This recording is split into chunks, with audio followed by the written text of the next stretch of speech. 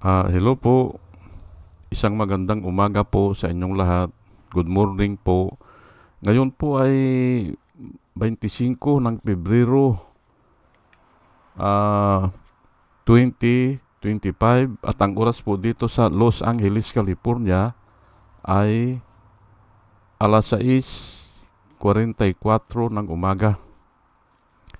Araw po ng Martes at nais ko po mag-vlog mga kababayan, mga minamahal patungkol dito sa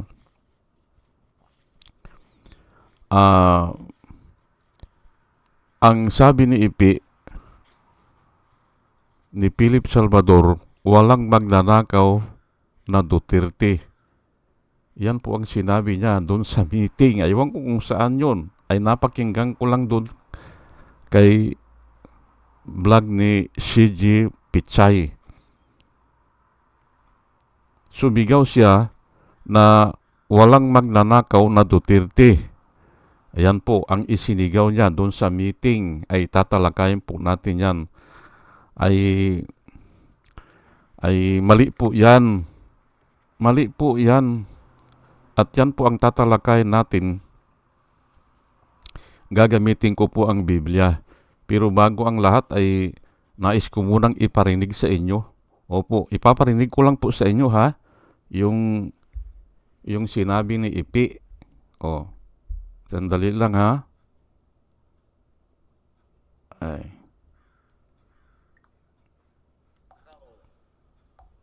Ang ating Vice President. Ito naman ang sasabihin ko. Walang magnanakaw na Duterte! Wala! Ayan po, ipaparinig ko lang sa inyo ha. Ang lahi ni former President Rodrigo Roa Duterte ay nananalaytay na dugo sa mga ugat ng kanyang mga anak. Kaya tandaan nyo, walang magnanakaw na Duterte kailanman.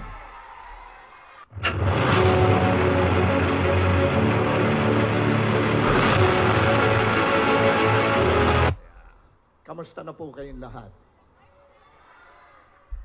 Alam nyo po, napakahirap sundan ng isang magaling na pambabatas na kagaya ni Congressman soon-to-be Senator Rodante Marcoleta.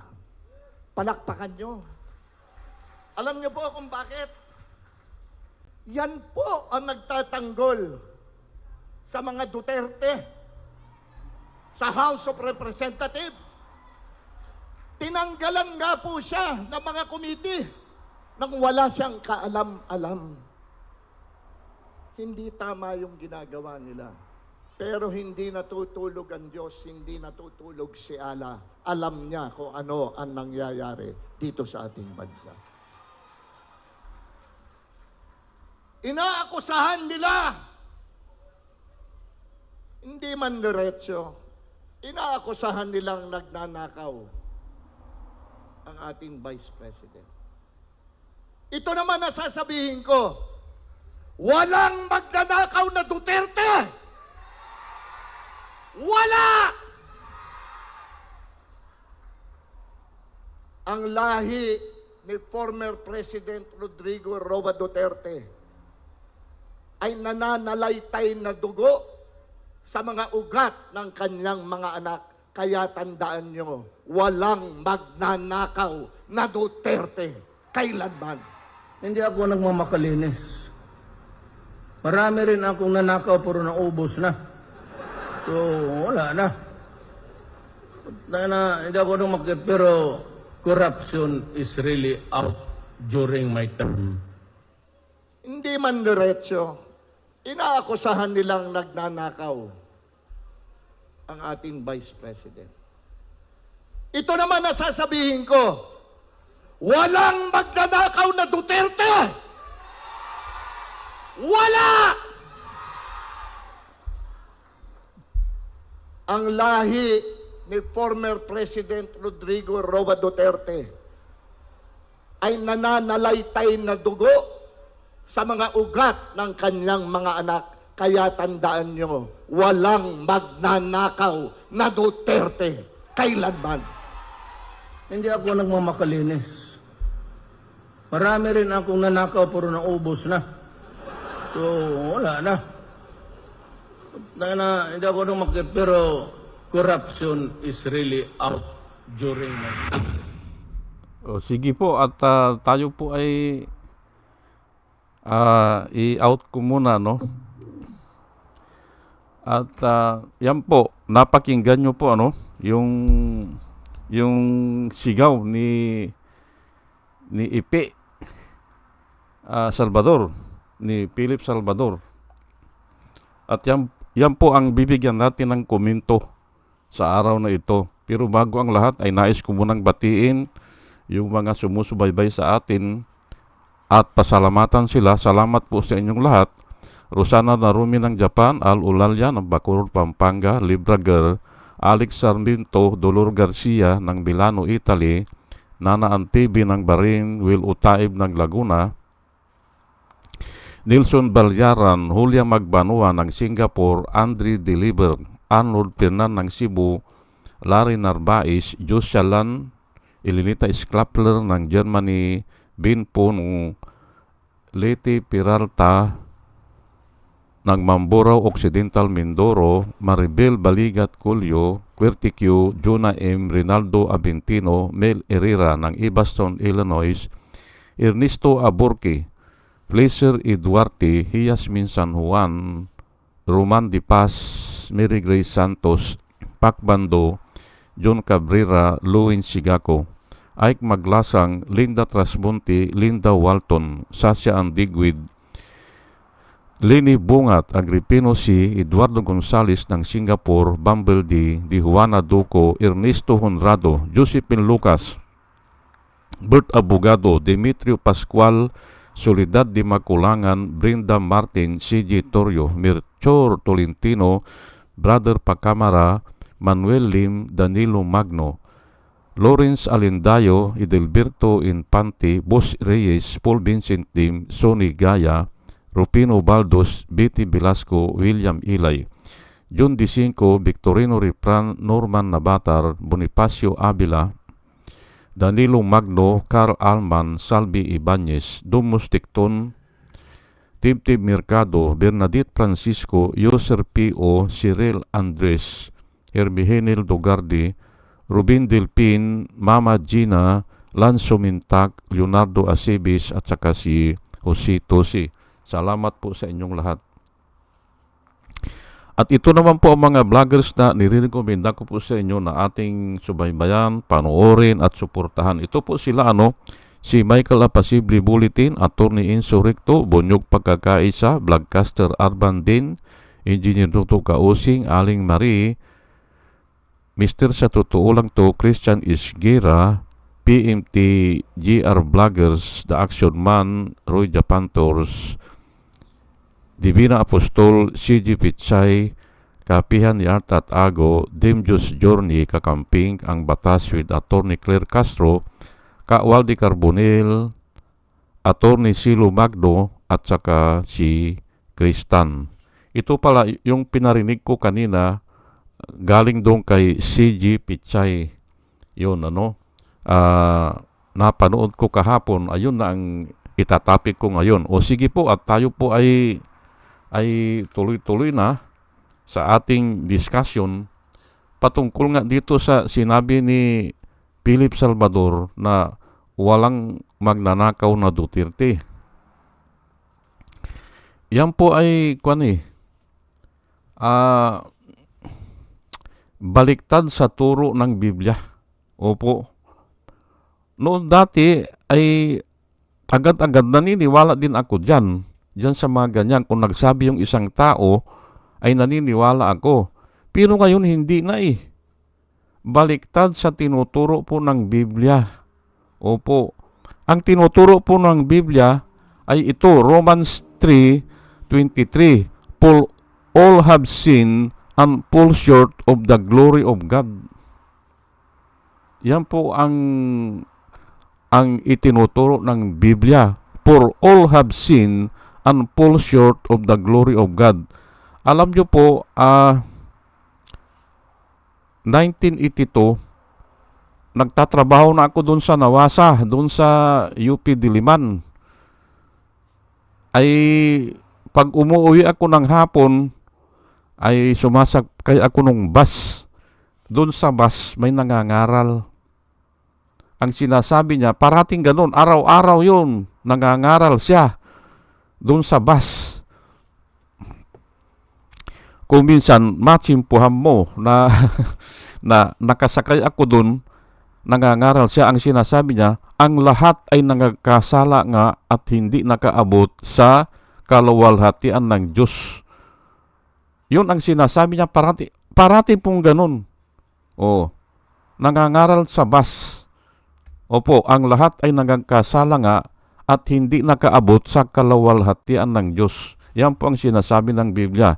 Ngayon, Psalms 53 verse 2 at saka 3. Ito po ang ating mababasa. Kaya nga hindi totoo yan yung walang magnanakaw na Duterte Wala. Hindi totoo yan.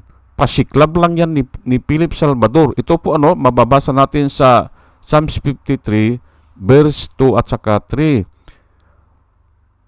God looks down from heaven upon the sons of men to see if any understand.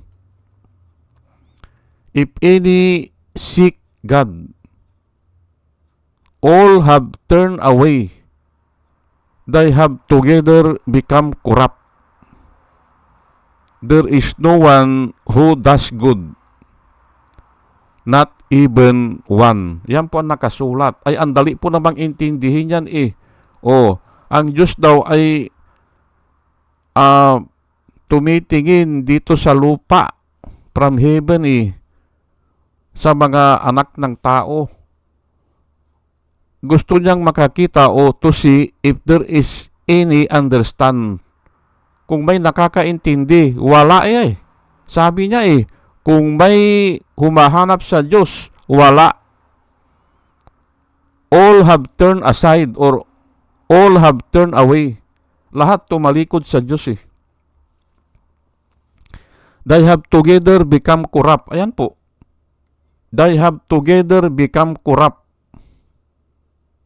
Ay sigurado po yan kasi nga ang pinoproblema na po ngayon natin ang pinoproblema po ng mahihirap na tao, yung mga politiko natin, ay hindi naman nagbabago yan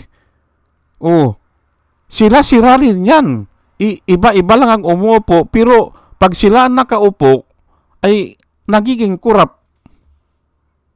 Kaya nga lang yung iba ay hindi naman malaki ang kinukurap siguro. Pero yan ang problema natin. Ang gobyerno natin kurap. Hindi ba? Ay kahit naman na yung pumunta ka sa mga kanto at magtanong-tanong ka, ano bang problema natin? Yan nga korupsyon. Tapos sasabihin ni Philip Salvador ay walang magnanakaw na Duterte. Ay mali po yan. Mali. Naupo yan at ibinaon tayo niya sa utang.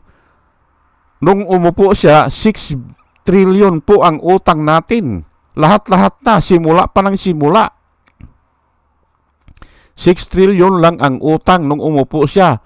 Ay nung umalis siya ay 12 trillion ang utang natin Adi dinagdagan niya ng 6 trillion, hindi ba? Paano hindi kurap yan? Paano hindi nagnanakaw yan? Pero hindi ko na po iisa-isahin yan. Ito na lang pong Bible verse ang tatalakayin ko. All have turned away or all have turned aside. They have together become corrupt. There is no one who does good. Not even one. Ayan po Hindi ba? Ay labanan nyo yan. Labanan nyo yan. Bakit? Ito ba si Philip Salvador ay, ang alam ko ito, naasunto ito Dahil yung babae na kinabit niya, nalugi. Hindi ba? Nabinta ata yung mga jeep, ng mga sasakyan. Ang pangalan nun, tanda ko, sinusubaybayan ko yun Christina. Opo. Dalawa sila magkapatid pa nga dalawa sila magkapatid na na-involve doon sa nalugi yung may-ari ng ay mayaman siguro. Christina ang pangalan. Idinimanda siya ng yung parang umutang na sila ng umutang ay hindi nila binayaran. Ganun po yan. Tapos, bakit siya magpapatotoo na walang magnanakaw sa Duterte? Ay hindi po ganyan ang itinuturo ng Biblia. Lahat po ay nangagkasala nga at hindi nakaabot sa kaluwalhatian ng Diyos. At ito si David, ang sinasabi ay all have turned aside. Totoo po yan at ipapaliwanag ko mamaya kung may oras pa. Itataas ko lang po ha. Genesis chapter 6 verse 5 hanggang 7. Ito po yung nagdesisyon ang Diyos na gunawin na ang daigdig nung kapanahonan po ni Noah. Bakit siya nagdesisyon na andito po? Malalaman po natin dito. Babasahin ko lang po. Para sigurado tayo o sigurado tayo na wala na bang nabago sa tao o baka mas lumala pa. Opo, mas lumala pa. Genesis chapter 6 verse 5 hanggang 7. Then the Lord saw that the wickedness of man was great in the earth. Nung kapanahonan po ito ni Noah, na kung saan ang mga tao po ay nabubuhay ng 900 years old. Imagine ha, si Adam nabuhay ng 930 years old. At nung naganap po itong paggunaw na ito, ay kamamatay lang ni Adam. Opo, mga 200 years lang, kinumpute ko yan 200 to 300 years lang ang pagitan. Pagkamatay ni Adam, ginunaw na ang daigdig. Bakit? Ayan nga Then the Lord saw that the wickedness of man was great in the earth.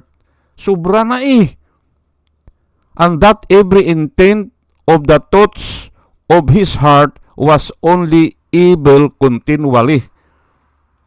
Yan po ang nakasulat sa version na kabisado ko. And that every imagination and intent of the man was only evil continually. Tuloy-tuloy po And the Lord was sorry that he made man on the earth, and he was grieved in his heart. Nakuan siya, nasaktan siya, o malalim na kasakitan yun sa kanya. Grieved in his heart. And the Lord was sorry, nagsorry pa siya na ginawa niya ang mga tao sa lupa. And he was grieved in his heart. Ganun po. Nagsisi siya na ginawa niya ang tao sa lupa. So, the Lord said, I will destroy man whom I have created from the face of the earth. Nagdesisyon na siya. Both man and beast, pati mga hayop and beast. Yun nga creeping things and birds of the air, for I am sorry that I have made them. Pero nakakita ng pabor si Noah at saka yung tatlong anak niya ay nasave yun. 8 kaluluwa sila nasave. Because Noah find favor in the eyes of God. Yan po Pero dito, ang tinatalakay ko po dito ay sobra ng kasamaan ng tao. Kaya nga ginunaw. At hindi ko lang naisulat dito kasi nga mahaba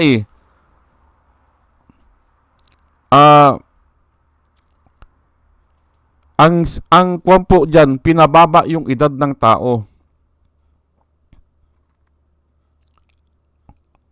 na his days shall be 120 years.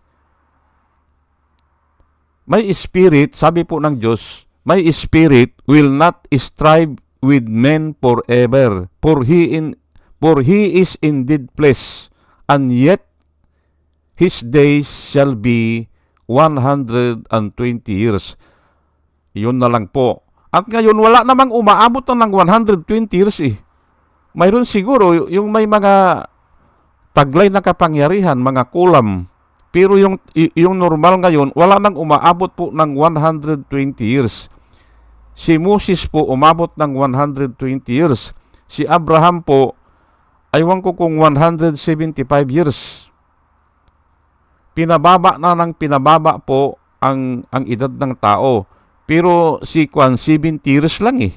Si King David eh. Oh. Kaya nga ang sinabi ni King David, the average life of a man is 70 years. And yet, for a reason of strength, he may reach 80. Aabot ka daw ng 80, but after 80 is full of agony. Marami nang masakit. Hindi na makalakad, hindi na kasi nga ay marami ng sakit, ay bawal na yung pagkain. Oh. Ay yung nga iba dispalinghado na eh. Yun po pinababa ng pinababa ang edad ng tao. Kasi nga, ang tao po ay kurap. Ngayon ay bakit sasabihin ito ni Philip Salvador na hindi magnanakaw? Ay bakit ganon? Hindi ba? Ay sino ka para sabihin yan? Ay ito nga Biblia na nagsasabi. Kaya nga bumaba po dito si Jesus Christ. Kasi nga walang maliligtas eh. Man cannot save himself alone. Hindi po. Hindi kayang sagipin ng tao ang sarili niya. Kasi nga makasalanan siya eh. O wala siyang reference. Wala eh. Ano ba ang mabuti? Hindi niya alam eh.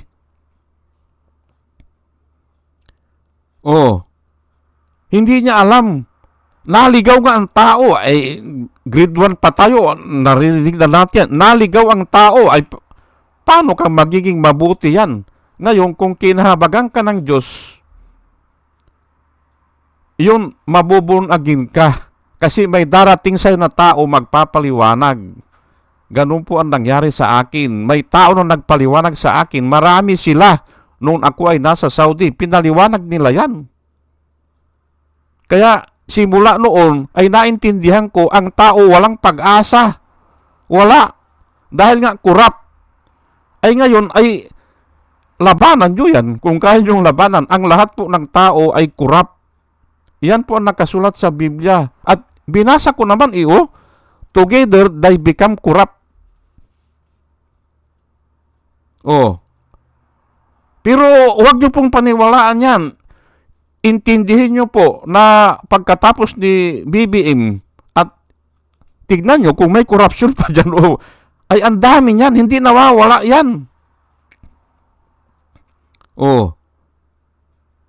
Ganun po yan. Ay di ba si Duterte sabi niya in 3 to 6 months pati ang corruption ay tatanggalin niya yan? Hindi ba? Ay mga kwal lang po yan, mga propaganda.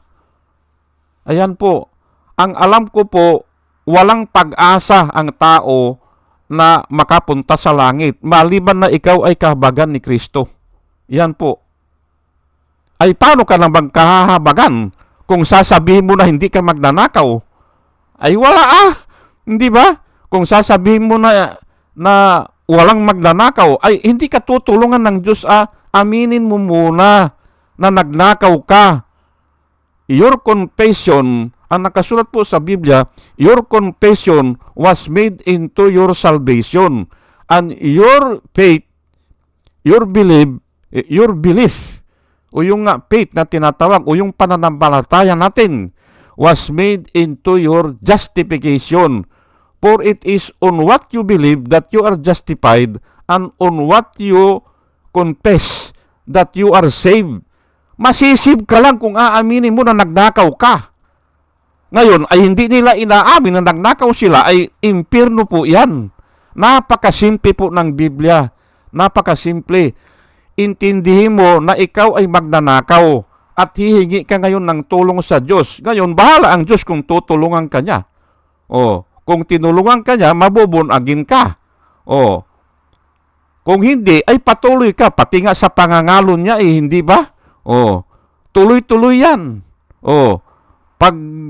Paggaganso sa mga tao. Yan nga, Christina ang pangalan nun. Yung nalugi yung kumpanya niya. Operator ata ng mga jeep yun eh. Sinusubaybayan ko noon yun eh. Ay kaso nga, wala namang nabibilanggo dyan sa kwan eh. Ano bang tawag doon? Yung umutang tapos hindi na binayaran? Hindi naman libel yun eh.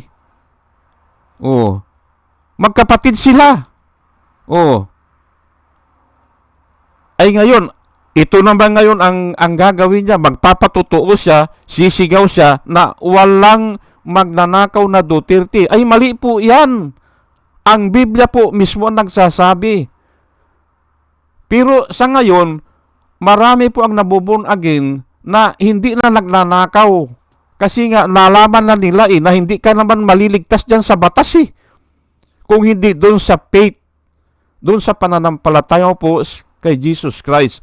At yun ang mapagpapabago sa iyo. Kasi alam mo na iniligtas ka na eh.